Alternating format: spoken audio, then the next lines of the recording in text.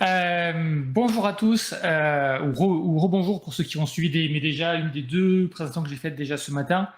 Cette fois-ci, on va parler de serverless sur GCP, donc les produits serverless compute, et savoir quels sont-ils, quand on les utilise et surtout comment on en change, parce que des fois, ça paraît que dans la vie, on a besoin de rechanger, de replatformer ou de faire évoluer un service sur lequel on n'a pas pris le bon produit au début, ou en tout cas, les conditions ont changé entre-temps. Alors, je suis Guillaume Blaquière, je suis Google Developer Expert sur le cloud de Google et je suis aussi Cloud Data Architect chez Accenture. Et cette session, donc, je vais vous présenter donc, les produits. Je vais aussi faire un peu de live coding, donc c'est un petit peu freestyle à chaque fois, mais bon, c'est vendredi soir et je pense que ça va être assez sympa de faire ça ensemble. Avant de plonger dans le détail et le code, d'abord, qu'est-ce que c'est que le serverless? Le serverless, c'est une façon de voir un modèle opérationnel et de gérer, en fait, de ne plus gérer justement les machines, de s'abstraire mais notamment de la partie network, de la partie management, et de faire confiance justement aux cloud providers, de faire ça pour nous, de gérer les machines, de gérer le network, de gérer le patching, de gérer tout ce qui va être firewall, sécurité, identité, autorisation. Toute cette partie, on la délègue au cloud provider. Et une partie de confiance aussi à avoir avec le cloud provider, mais en tout cas, on va se focaliser uniquement sur ce qui compte pour le développeur, pour amener de la valeur au client, qui est vraiment le code. Ce qu'on va faire, donc le modèle de programmation que l'on va pouvoir avoir, souvent basé sur des services ou des microservices, vu que c'est vraiment la tendance actuelle de faire un service avec une responsabilité. Donc justement, c'est ce qu'on va pouvoir faire avec ce modèle de programmation serverless. Et surtout, une contrainte qui est assez forte, c'est d'avoir un service qui est stateless. Qu'est-ce que ça veut dire stateless? Ça veut dire que pour avoir une bonne élasticité du service serverless, on ne va pas stocker de données vraiment dans le service. On va avoir des services externes, des bases de données, SQL, des bases de données NoSQL, des systèmes de fichiers. Ils ne seront pas dans le service. On ne va pas avoir de disques montés dans le service, mais des services qui sont externes. Ça va permettre donc une élasticité très forte du service serverless, de pouvoir scaler à des centaines, voire des milliers d'instances de serveurs en parallèle, et de pouvoir même se réduire à zéro. Quand il n'y a plus de trafic, on arrive à zéro.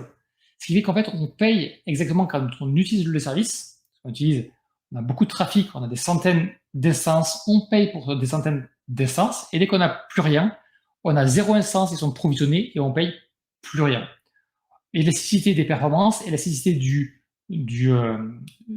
prix, du coût, ce qui des fois n'est pas du goût des services financiers qui aiment bien avoir un flat rate et prédire les coûts à l'avenir. Alors on dit les coûts vont dépendre. Si le service marche, on va payer beaucoup, on va gagner beaucoup d'argent aussi.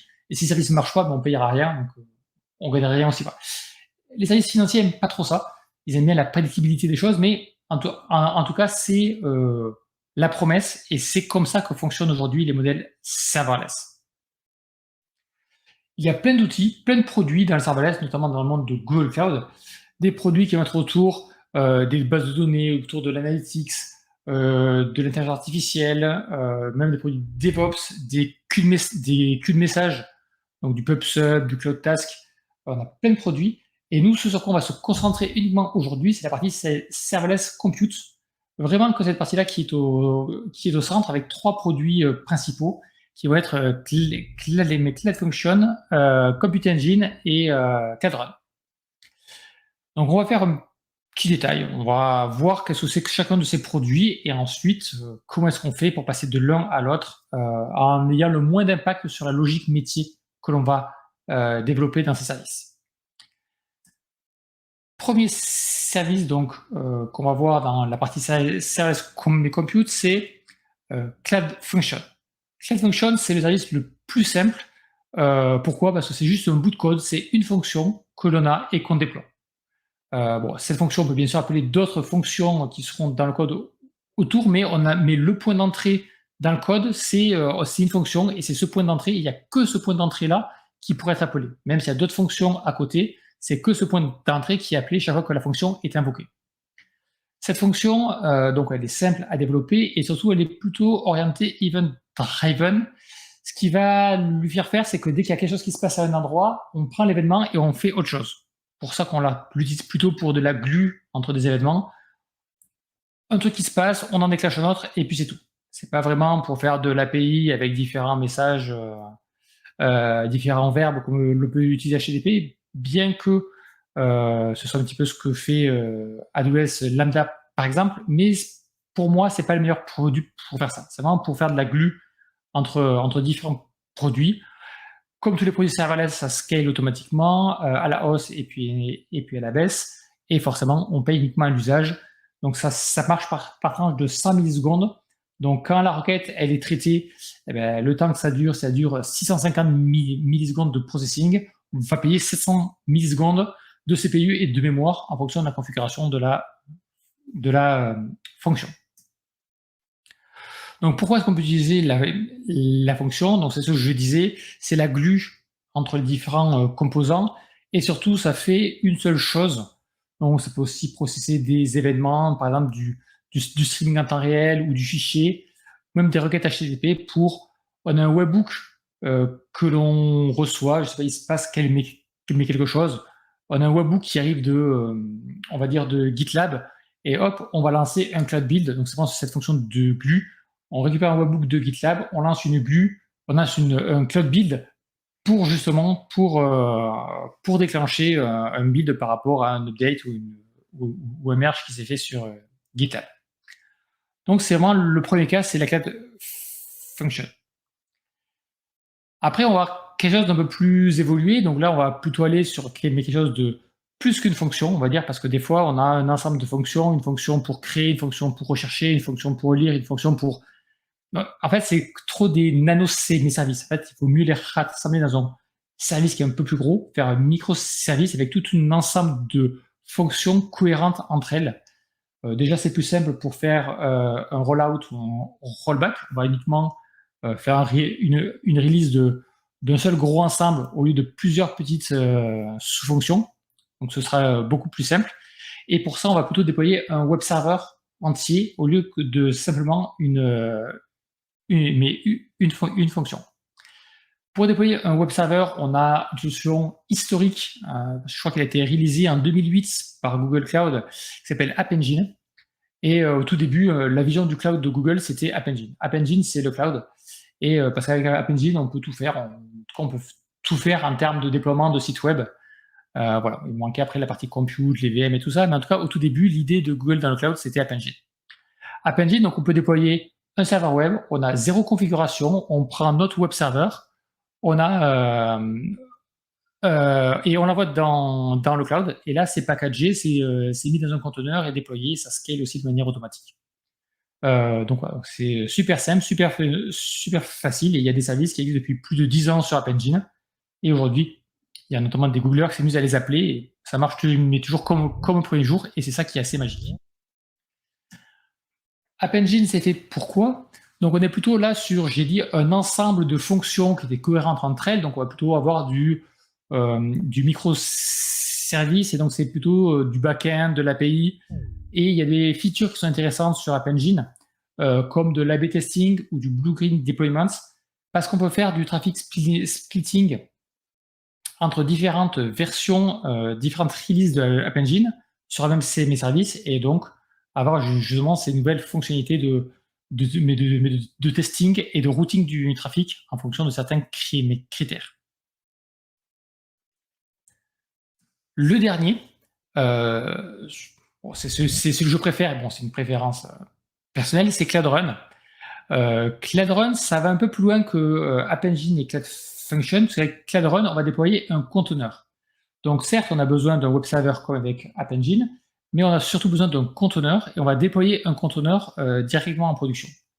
Les caractéristiques de scale up et scale down sont exactement les mêmes. C'est automatique, on paie à l'usage. Et la différence avec Cloud Run, c'est qu'il y a une compatibilité avec Knative. Alors, qu'est-ce que c'est que Knative? En fait, c'est le service Cloud Run implémente les mêmes API que Knative. Et Knative, c'est c'est une application, ouais, c'est une application qui vient s'installer au-dessus de Kubernetes. Au-dessus de Kubernetes, on peut installer Knative. Et Knative a pour but de rendre une expérience serverless aux développeurs. Donc, que ce soit sur du Kubernetes. Qu'est-ce qu'on appelle ça une expérience serverless? C'est juste de dire, j'ai un conteneur, je le déploie et puis c'est tout. Et quand le conteneur il est déployé, automatiquement il a une URL, on peut l'appeler depuis Internet et en fait, le développeur n'a pas à se soucier de comment est-ce qu'on fait pour configurer un service, un load balancer, exposer un service, router mon trafic. Tout ça, c'est abstrait du développeur. Le développeur pousse, déploie son service, son conteneur sur Knative et c'est magique. Ça marche. L'expérience sur Cloud Run, c'est la même. On prend un conteneur, on déploie et puis ça marche. On a une URL, on peut l'appeler. C'est automatique. Alors, mais Cloud Run, c'est très bien pour tout ce qui va être back-end, parce que le front-end, on peut aussi faire ça pour du front-end, mais c'est surtout fait pour du back-end. Et surtout, la grande force de Cloud Run, c'est quand on va déployer un conteneur. C'est plus du code, c'est un conteneur. Alors, dire la différence, elle est assez fine, puisque en fait, dans un conteneur, qu'est-ce qu'on met? On met du code. Alors oui, c'est que dans un conteneur, on met du code, mais pas que. On va mettre autre chose. On peut avoir des dépendances système auxquelles on a besoin dans le conteneur. Je sais pas, moi, pour traiter de l'image, traiter de la vidéo, traiter du son, traiter un signal, on a besoin de binaires écrits en C, en C++, en Ruby, mais en ce qu'on veut. On peut les ajouter directement dans le conteneur et faire un conteneur que l'on déploie sur Cloud Run. Quand on regarde aussi les caractéristiques de Cloud Function et de App Engine, on a un nombre de langages qui sont limités. Donc le support, si je ne me trompe pas, on a du Go, du PHP, du Ruby, du Python, du Java, du Node, et je crois qu'on en a 6, et je crois qu'on a tout, pour Cloud Function et pour App Engine. Mais typiquement, dans une ancienne société où j'étais, chez Veolia, enfin une filiale de Veolia pour être précis, on travaillait sur des IoT, et les IoT avaient plus de 20 ans, certains avaient plus de 20 ans, avec des librairies donc pour décoder les messages IoT qui étaient écrits en C++. Et pour les quelques qui étaient encore sur le terrain, il faut savoir que les IoT étaient designés pour durer environ 15 ans, donc ceux qui duraient 18 ou 20 ans, il y en avait assez peu. Donc pour la quinzaine ou vingtaine de devices qui existaient encore, on avait permis de tout recoder en Python ou en Go pour redécoder les messages. Et en fait, donc la force de Cloud Run, c'est d'avoir pu réutiliser ces librairies, ces binaires qui étaient écrits en C++. On les a packagés dans du Python et on a pu s'en servir directement en serverless parce qu'on n'est plus limité au langage supporté par les plateformes, la plateforme Cloud Function ou App Engine. On met n'importe quel code, n'importe quel web server qui peut se lancer dans un conteneur. Donc vraiment, la force, c'est ça, et c'est aussi pour ça que c'est mon chouchou, parce que j'aime bien ça. Et la dernière chose, c'est que comme c'est un conteneur, ben, le conteneur, on en fait ce qu'on veut. On le lance sur son poste, on va lancer sur du Kubernetes, on va lancer sur du Cloud Run, on va lancer même sur une VM. C'est un conteneur, donc on le déploie vraiment où on veut. On a vraiment cette portabilité, ce que promettait le Java avec ses jar ou ses war. Ben là, c'est la même chose, on n'est pas limité à Java, on a vraiment tous les modèles de langage, donc c'est vraiment un modèle de packaging qui est puissant et intéressant. Donc on arrive donc là sur la dernière solution qui est Cloud Run. 3 services, 3 usages différents. L'un c'est une fonction, l'autre c'est plus un web server mais c'est que du code, et le troisième, Cloud Run, c'est du web server qu'on a packagé dans un conteneur et qu'on déploie. Maintenant, parce que le thème du talk c'était quels sont les produits, mais surtout pourquoi on en change et quand est-ce que l'on en change. Pourquoi est-ce qu'on en change?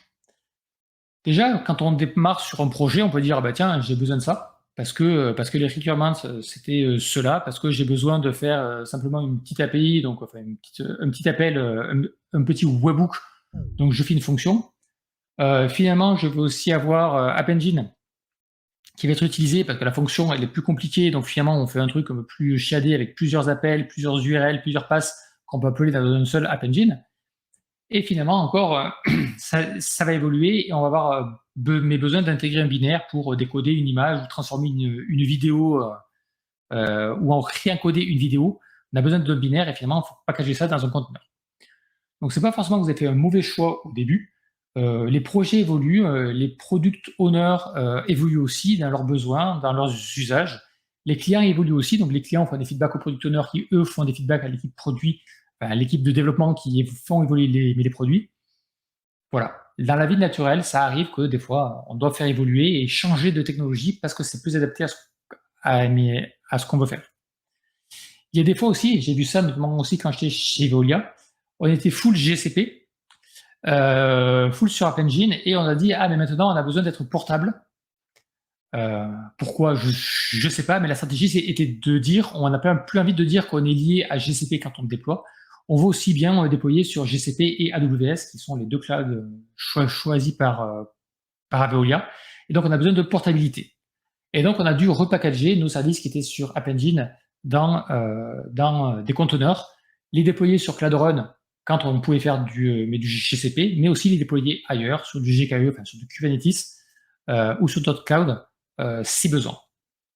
Donc ça, vous allez voir, c'est assez simple à faire. Et maintenant, en plus, on a des nouvelles features qui rendent les choses encore plus simples et transparentes. Donc c'est ce que je disais. Ben voilà, en fait, la suite de mon slide, c'est exactement ce que je disais. Ah oui, aussi un petit point, des fois on a besoin de changer de langage pour des raisons de performance. C'est vrai qu'aujourd'hui le Go est très performant, mais par exemple on peut devoir écrire des choses en Rust ou en C++. En assembleur, je ne pense pas, mais en tout cas arriver très bas au niveau de la machine pour aller vraiment très très vite, et parce qu'on écrit quelque chose pour de la bourse ou pour des transactions, pour de la blockchain. On a besoin d'avoir des performances, et des fois le Go, le Java ne suffit pas. Les perfs, mais j'ignore totalement le Python et le Node, mais voilà. Donc on a besoin de faire des choses différentes, et on a besoin d'avoir des supports comme du conteneur qui permettent d'héberger n'importe quel type de langage au final. Donc, comment est-ce que ça marche? Cloud Function, donc je vais vous faire une petite démo après avec du code, mais juste pour vous montrer comment ça marche. Cloud Function, on voit ici, c'est juste une fonction. Alors, je vais vous montrer en Go parce que je suis fan de Go. Je vais aussi vous le montrer en Python parce que Python, j'aime pas ça, mais tout le monde l'utilise. Donc, malgré tout, il faut que je vous le montre parce que Python, c'est une grande majorité des développeurs aujourd'hui. Voilà, donc là, c'est une démonstration en Go. Donc très bien, on a une fonction, c'est écrit Hello World, et puis on retourne. C'est très simple. Ensuite, on a besoin de créer un web server. Donc aussi, mais en Go, c'est super simple à faire. On a juste à avoir une fonction juste à servir un serveur avec les packages qui sont natifs. Pas besoin de Flask, pas besoin de request, pas besoin d'autre chose. C'est tout un natif. C'est natif dans Go. Et ensuite, on va déployer sur App Engine. Donc, App Engine, un fichier de configuration, on donne le runtime, et puis c'est tout. C'est magique. Et ensuite, on va avoir du Cloud Run. Donc là, cette fois-ci, c'est pareil, c'est le web server, mais qu'on va packager dans un conteneur. Alors là, je vois que c'est du 1.13, bon, ça c'est pas grave. Donc voilà, donc on a un conteneur assez classique pour faire ça. Celui-là, je l'ai copié de la doc directement de Cloud Run sur Google Cloud. Mais ne le cherchez plus, parce que ça n'existe plus, parce qu'il y a une nouvelle feature qui existe maintenant. On n'a plus besoin de conteneurs. Grâce à Buildpack, et en fait, on va builder directement le conteneur sans avoir besoin de l'écrire. Mais bien sûr, vous pouvez utiliser un Dockerfile comme ça si vous avez besoin d'ajouter des choses particulières, des librairies, des packages, de customiser votre runtime dans votre conteneur. Mais si vous avez besoin juste de runner votre code, vous embêtez pas avec un Dockerfile. Buildpack le fait pour vous. Alors, comment ça se passe? Alors déjà, je vais passer ici, donc vous allez voir tout mon bordel sur le PC. Donc, je vais juste créer un nouveau projet. Alors, ça va être un peu petit sur la partie gauche et sur le haut de l'écran, mais je vais vous grossir la partie code. Alors, j'ai commencé un projet en Go, donc on va faire ça. Je vais caler parce que j'ai ma caméra en plein milieu. Hop, là, je vais l'appeler Cloud Est en Go. Après, il va Cloud Est en Python, forcément. Et on commence un projet en Go, donc ça, c'est super. Ouais, donc ça commence. Donc ici, vous n'allez peut-être pas voir grand-chose sur mon écran, ici sur la partie de gauche, mais je vais vous expliquer ce que je fais. Et ici, on a la partie de mes deux codes. Première chose, on va partir sur le Cloud Function. Donc pour ça, on va créer un répertoire qu'on va appeler function. Très simple. Donc là, vous voyez pas un peu ce que j'écris, je pense que c'est trop petit. Donc fonction. Là, j'ai un répertoire fonction dans lequel je vais créer un nouveau Go file. Je vais appeler main.go. Voilà, donc là, je vais vous le grossir, comme ça, vous verrez bien.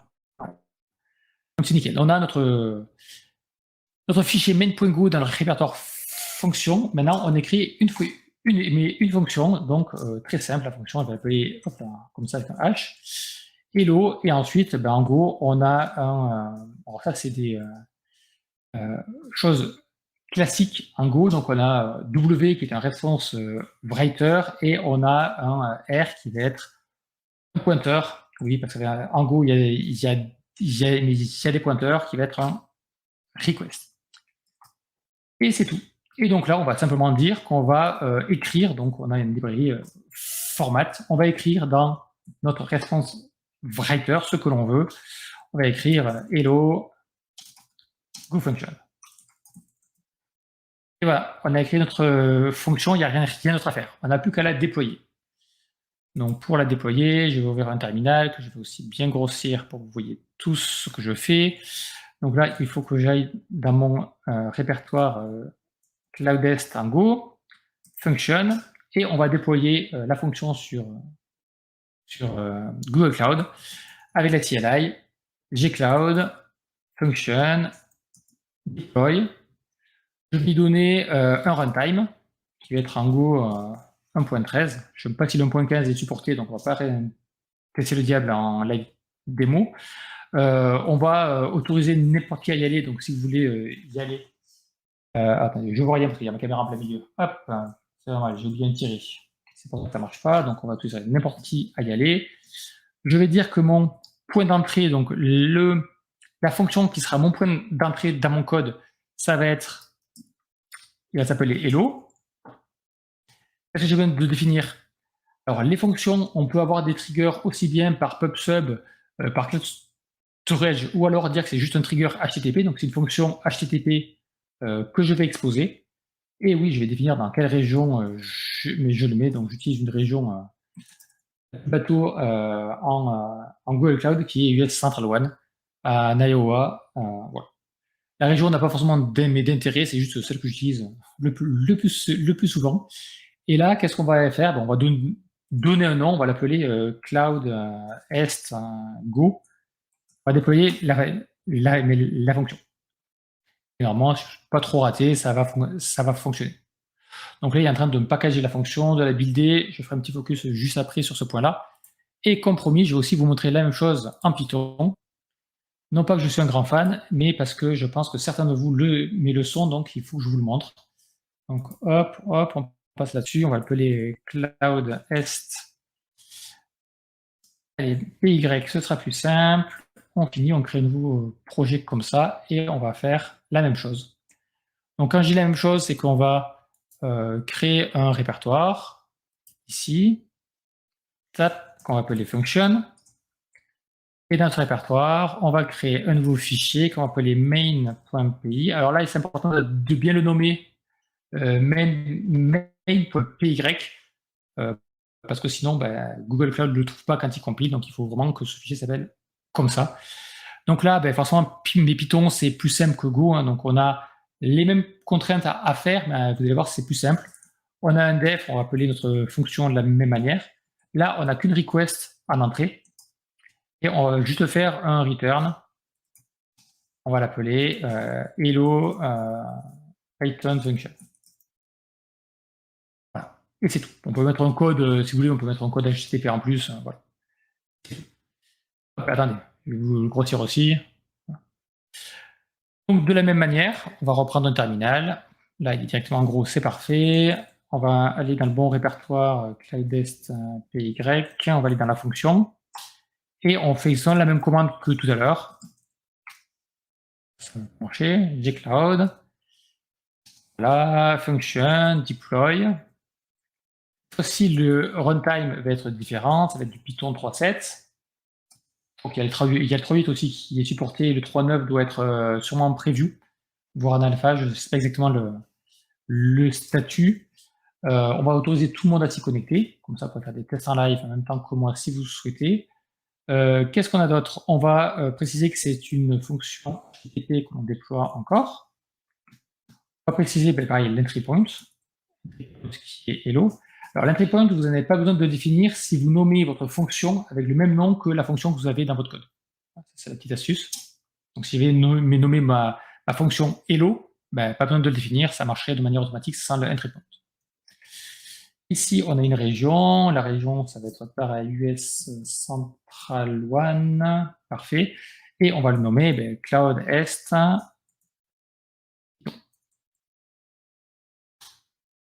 Et là, c'est pareil. Ça prend le code, ça le package, hop, et ça le déploie. Donc, à peu près 2 minutes. C'est un peu plus rapide en Python. Forcément, il n'y a pas la phase de compilation à faire que phase obligatoire avec du Go. Voilà. Donc, si je reviens sur la partie en Go, donc ça a été déployé, c'est parfait, ça marche. Et donc là, j'ai une URL qui est directement disponible en HTTPS. On peut cliquer dessus. Et si je grossis, voilà, on a vraiment notre Go fonction qui fonctionne avec une URL qui est celle-ci. C'est ici que j'ai cliqué.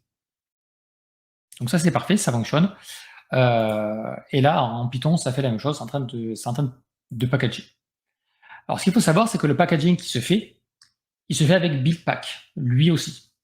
En fait, c'est Google qui a développé Buildpack en interne pour packager ses conteneurs, parce que tout est conteneur chez Google. Donc, même si vous avez juste un bout de mes deux fonctions, ce conteneur, il est créé par Google derrière la scène, comme on dit, behind the scene, et il est ensuite déployé comme conteneur pour servir votre code. Donc, ce conteneur est construit avec Buildpack. Et c'est aussi la même chose avec App Engine. App Engine aussi utilise Buildpack pour construire. Et vous allez voir qu'avec Cloudrun, je vous montrerai comment est-ce qu'on fait pour justement construire aussi des conteneurs avec Buildpack pour déployer, en tout cas, mes Cloudrun sans avoir de Dockerfile grâce à Buildpack. Donc, si on revient dans notre code ici, donc le principe maintenant, c'est d'avoir, donc on a la fonction. Deuxième étape, c'est d'avoir un web server. Donc, pour avoir un web server, je vais revenir un répertoire plus haut que mon répertoire function. Et je vais créer un nouveau GoFile. Cette fois-ci, c'est une simple application. Je vais pareil appeler main.go, parce que je ne suis pas très créatif aujourd'hui. Hop, on va rezoomer. Donc, pareil, package main. J'ai une fonction main que je peux exécuter. Juste un truc un peu tricky ici, c'est que quand on veut déployer à partir de la version 1.13, je crois, de Go, il faut avoir une sorte d'URL. Donc, je mets mon URL ici. C'est juste le nom du module, pas de problème. C'est juste un truc à savoir, sinon le build va casser avec App Engine et avec Cloudrun aussi. Donc là, j'ai ma fonction. Là, j'ai mon main. Mon main, j'ai deux choses à faire. Le premier, il faut que je fasse que je serve mon serveur HTTP, enfin que je crée mon serveur HTTP. Donc le host, je m'en moque. Je vais juste définir le port comme un CRAD. Normalement, il ne faut pas le définir de manière statique, mais là, pour la démo, pour 80, ça va très bien. Et ensuite, je vais lui dire de servir ma fonction. Le but, c'est pas de copier-coller la fonction ici, de faire des choses. Le but, c'est de dire, j'étais sur cette function, je veux réutiliser ce que j'ai fait sans toucher la logique métier que j'avais au-dessus. Bon, d'accord, là, c'est un hello world. Mais dans la vraie vie, je ne veux pas toucher la logique métier. Donc, je vais simplement réutiliser cette logique qui existait. Donc là, on a possibilité de faire un handle de fonction. On définit le pass et on dit quelle fonction on veut servir. Et donc là, c'est la fonction hello. Donc voilà, il faut supprimer les parenthèses et c'est tout. Voilà, si on veut voir que ça marche, on fait un test ici. Je lance en local. Donc ça va compiler, ça va se lancer. Et si je viens ici, je peux vous montrer que sur le localhost 2.8080, Windows me demande d'autoriser les joueurs de Windows. Hop. Ok, voilà, donc normalement, le serveur s'est lancé. Et si je fais ça, voilà, j'ai toujours sur mon localhost, j'ai mon hello go, mes go function. On va me le personnaliser, on va l'appeler App Engine si vous voulez. Hop. Comme ça, on l'aura comme il faut. Donc voilà, donc là on a fait notre web server en Go, donc ça fonctionne, c'est parfait. On a pu le tester en local, alors qu'à la fonction, on l'a testé en local, mais en fonction, c'est plus compliqué. Il existe le function framework, tout ça pour le faire, mais je trouve que tester une fonction en local, c'est plus difficile que de tester un web server. Le web server, on le démarre en local et puis on le teste, c'est beaucoup plus simple. Donc voilà, donc là ça fonctionne. Maintenant, pour déployer sur App Engine, il me faut un fichier de configuration qu'on appelle app.yaml. Donc on va le créer. Nouveau fichier, on l'appelle app.yaml. Et ce fichier, pareil, je vais zoomer. On va juste définir le runtime. Le runtime, qui va s'appeler Go 1.13. Et c'est tout. Et maintenant, on va déployer sur App Engine. Donc on revient ici à la racine. Et on va faire juste un gcloud app deploy. Alors cette fois-ci, il n'y a pas besoin de spécifier de la région, parce qu'App Engine peut être déployé que dans une région. C'est un produit assez legacy. Pareil pour la partie sécurité et visibilité. C'est soit on a IAP, soit on n'a pas IAP. Donc là, j'ai pas mis IAP en face, donc ça se déploie sans problème. On a le runtime qui est défini ici. Bref, on a moins de fonctions, moins de paramètres qu'avec Cloud Function. Le produit est plus legacy et surtout Google voulait au début que le produit soit simple à utiliser. Comme je vous ai dit au tout début, App Engine, c'était la vision du cloud de Google, c'était que App Engine, donc ça devait être simple pour n'importe qui. Donc on a juste à faire ce gcloud app deploy. Il me demande, est-ce que c'est bien ça que tu veux déployer ce service à tel endroit avec une autre version, donc on peut customiser des choses. Oui, c'est ce que je veux faire. Et donc là, il va déployer, créer un conteneur avec Buildpack et me le déployer sur App Engine. Si on repose dans le monde Python, donc là on voit que ma fonction Python s'est déployée, donc on peut aller ici et voir que là on a Hello Python Function, c'est parfait, ça fonctionne. Donc maintenant, même chose, même sanction, on va créer un web server. On va créer un web server, donc un nouveau fichier à la racine, qu'on va appeler main.py. Et cette fois-ci, donc je vais zoomer, on n'a pas de web servers qui sont intégrés dans les libs natives de Python, donc on a besoin de services externes. On va utiliser Flask. Alors, si je ne me trompe pas, c'est ça, c'est from Flask import Flask. Non, je ne suis pas un grand développeur. On va aussi avoir besoin de requests pour gérer les requests que récupère Flask. On va créer notre application, donc app égale Flask, hop là, entre parenthèses, underscore, name, voilà, très bien, mon milieu m'aide. Et on va définir une fonction def, on va l'appeler hello, hein, allez, hello, comme ça, hop, hello. Elle, si on veut, mais plutôt hello, c'est plus sympa. Et ça va être servi par une route, hop, et la route, ça va être slash. Et ici, même chose que la dernière fois, on ne veut pas réécrire notre fonction hello que l'on avait un peu plus bas. Alors, juste, je vais aller ici. Est-ce que ça a marché ça? Je vais définir mon main. On va juste lancer le serveur. Hop, on va dire que le port, comme tout à l'heure, il n'y a pas de surprise, c'est 80-80. Et puis c'est tout. Et donc, j'ai pas envie de dire, je vais copier le code que j'avais dans ma fonction et le copier ici, ce qu'on pourrait faire. On va plutôt dire, je vais réutiliser le code qui existe. Et donc là, je vais aller chercher dans le répertoire fonction ma fonction hello que j'ai créée au début. Donc là, si je vais dans le répertoire mes fonctions, le problème, c'est que ça marche pas. Donc ça, c'est assez habituel pour tous ceux qui font un peu de Python. Il faut créer ici dans le répertoire un fichier qui va s'appeler underscore init underscore.py. Voilà, on le laisse vide, il n'y en a pas besoin. Et là, comme par magie, je peux accéder à ma fonction main et hello ici. Et là, qu'est-ce que j'y passe? J'y passe ma request. Et voilà. Un serveur qui est un serveur, un web serveur qui sert la fonction que j'ai définie précédemment. On peut le tester en local, donc là aussi c'est intéressant, donc je le lance. J'aurais dû l'appeler différemment, on va appeler aussi Python App Engine ici, par exemple. On va redémarrer le serveur, voilà, comme ça on aura un beau Hello App Engine. Et on va aller sur le localhost, donc là c'était GoFunction, on fait un CTRL R pour rafraîchir, et ça marche pas. Il fallait bien que ça marche pas à un moment. C'est pas ce que j'ai fait, je suis pas un grand développeur Python, alors pourquoi ça ne marche pas, je ne sais pas. Pourtant mon request me semblait bon.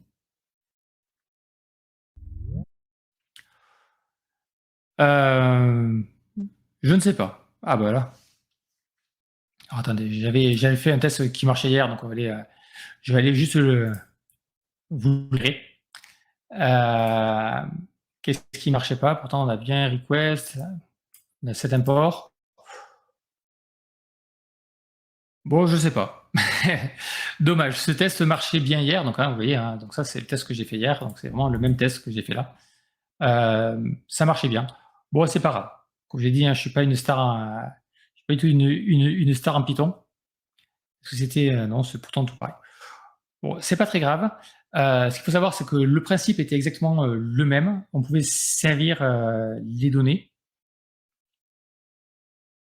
Je retourne, valid response. Ah oui, excusez-moi, c'est ça. Voilà. Quand on lit les messages d'erreur, c'est beaucoup plus simple. Voilà.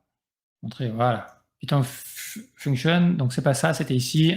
L'erreur, ah voilà. Bon, voilà. Je suis pas très bon en Python, mais malgré tout, j'ai pu m'en sortir.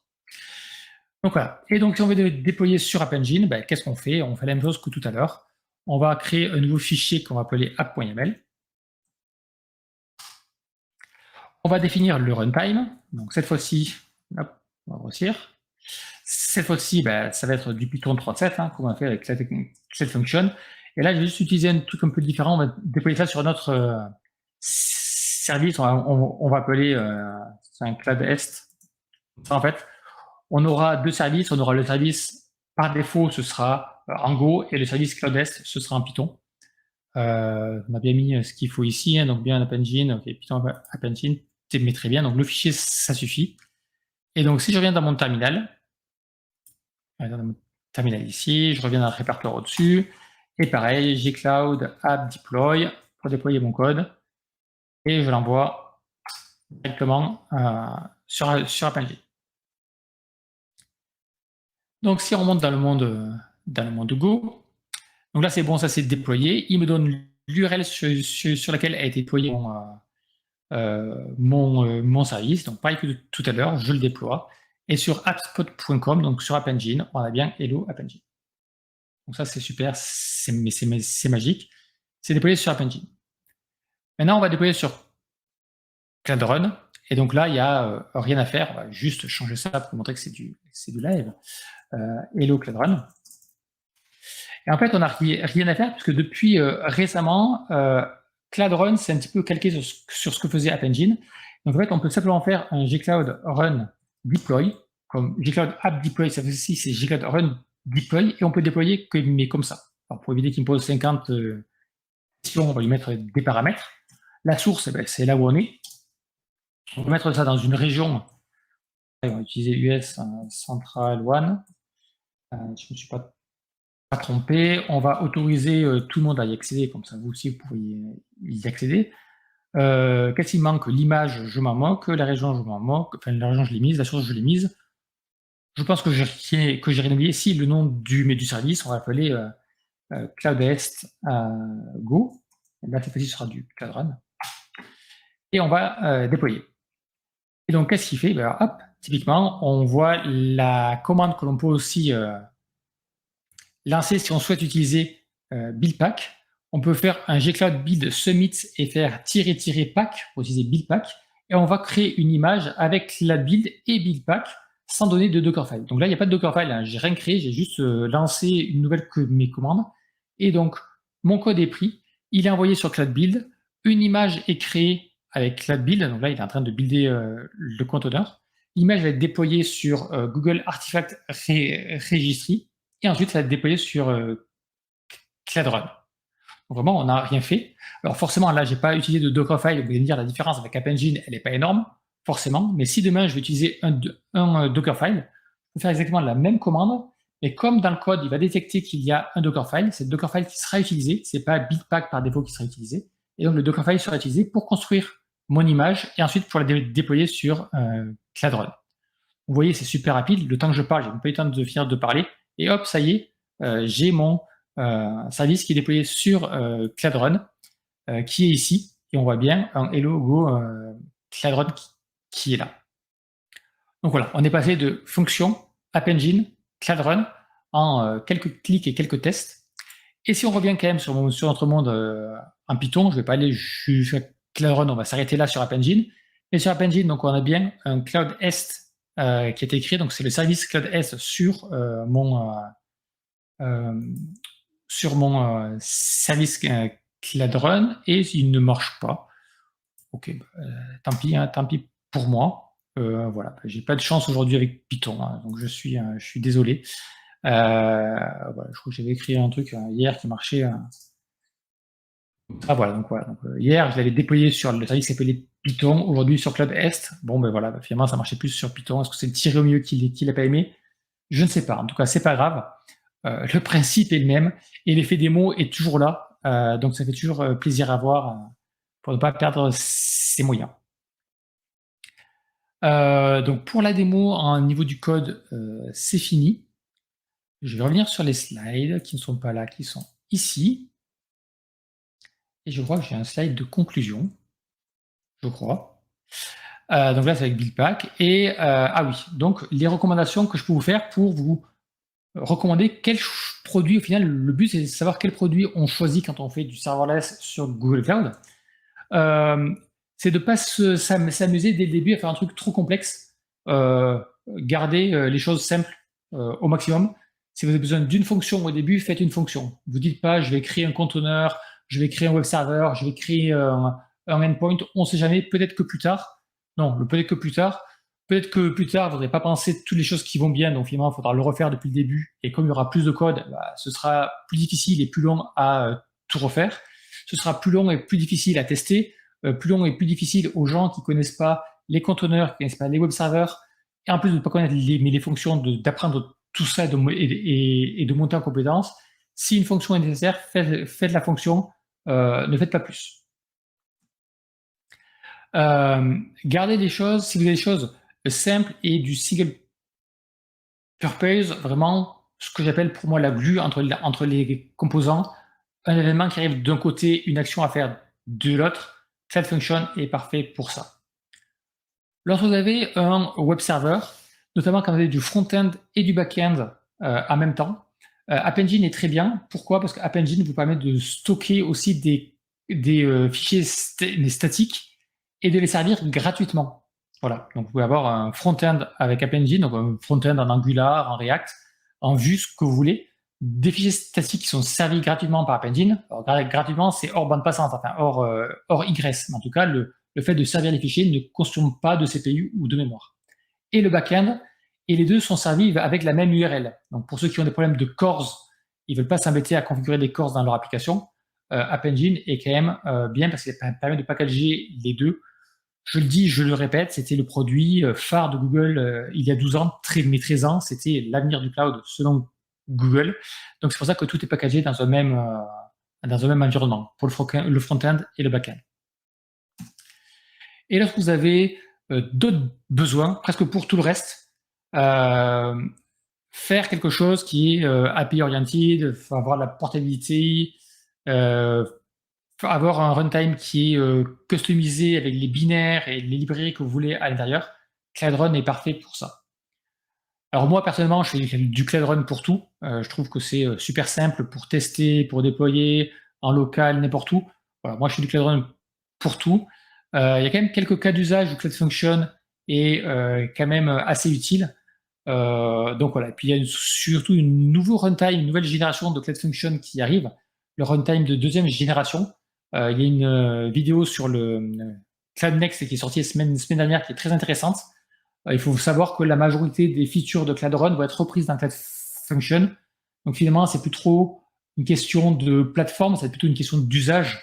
Vous faites une fonction, vous faites un bout de code, une fonction, c'est plutôt les Cloud Function V2 qu'il faut utiliser. Faites un peu plus, c'est du Cloud Run, mais les features, le prix, tout ça, ce sera uniforme entre Cloud Function et Cloud Run avec la seconde génération des Cloud Function. Voilà pour ma présentation. N'hésitez pas à poser des questions maintenant ou plus tard si vous le souhaitez, sur Twitter, sur LinkedIn, où vous voulez. Vous pouvez retrouver donc les documentations des 3 produits que j'ai présentés, donc Cloud Run, App Engine et Cloud Function. Voilà, j'ai aussi pas mal écrit d'articles, notamment sur Cloud Run, parce que j'adore ce produit. Voilà, je vous ai dit, je suis fan, donc j'ai des articles sur Medium par rapport à ça, et du code aussi sur Cloud Run qui traîne un petit peu dans tous les sens. Voilà, il y a des choses, il y a des perfs que j'ai testés sur Cloud Run et Cloud Function, un article que j'ai soumis, j'ai pas de feedback dessus, mais ça devrait arriver. Voilà, un nouvel article qui va sortir sur Cloud Function et Cloud Run, les performances en fonction des régions qui ne sont pas toutes équitables. Donc ça, c'est intéressant à connaître pour choisir la bonne région en fonction de ce que vous voulez faire aussi. Voilà à vous. Donc je vais arrêter le partage d'écran et voir si justement il y a des questions qui traînent sur Work Adventure.